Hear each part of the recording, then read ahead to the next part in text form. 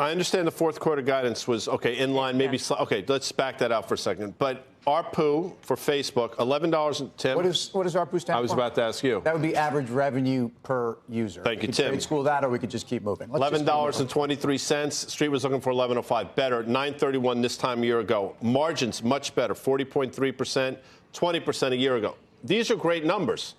I'm surprised the stock hasn't gotten back at least today's losses. This stock should be higher than yesterday's close, given this quarter, I think. So it'll be interesting to see what happens over the next couple hours. We did go in down 4% on the day. Well, that's just it. So haven't even recouped. And so are they good numbers? It always gets down that there's no such actually thing as good or bad earnings. All there is are earnings, and it's how the market reacts. So if the market is up a little bit, it's not really good numbers. It's great to have Carter here on a big earnings day. I don't think anyone else here would have said that, by the way. It's awesome.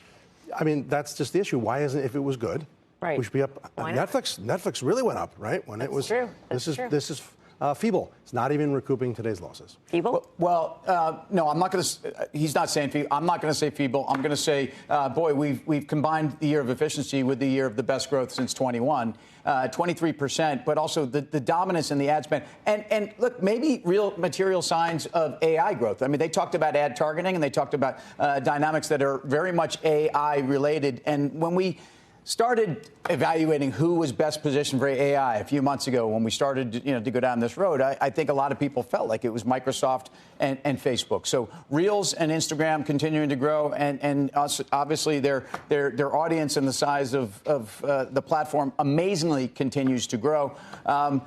Question is, where do you go with the stock from here? Because relative to, it's up 160% this year. It's been struggling over the last 3 months, unlike Google, which I think really rallied straight into their numbers. And I think that's really the difference in performance. But hard to argue here. Headcount down 24%.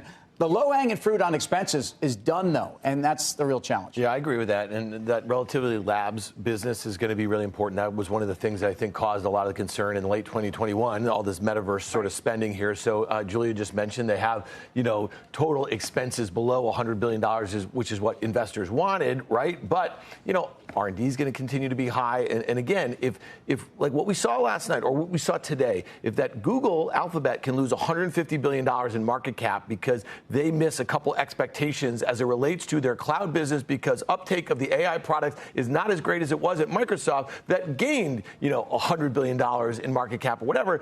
This is probably not good enough, in my opinion. So to Carter's point is that you need a beat and raise. This stock has been consolidating over the last 3 months. It trades at a valuation that has a lot of support. We know that they've been cutting costs, like all of this stuff. So the market reaction, again, we're an hour after they reported earnings. The only thing I'll just say this, if you want to broaden it out a little bit, I'm looking at a sea of red in the Nasdaq, which closed down nearly 2.5% on the day. The S&P closed 1.5% on the day. Microsoft makes up 7% of the S&P. It makes up 10% of the Nasdaq 100, and we still have that devastation across the board. And I know we're going to talk about like semis and Texas Instruments a little bit.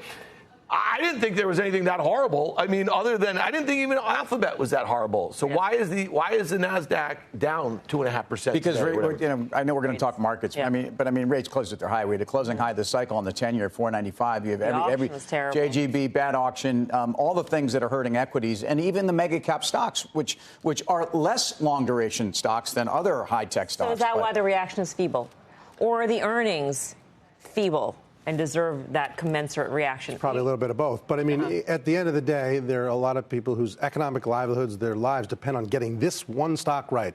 They're an analyst paid to know this, or it's a person with its biggest position or an insider. And the reaction is feeble. I think it's more about the truth is it's not that good a number.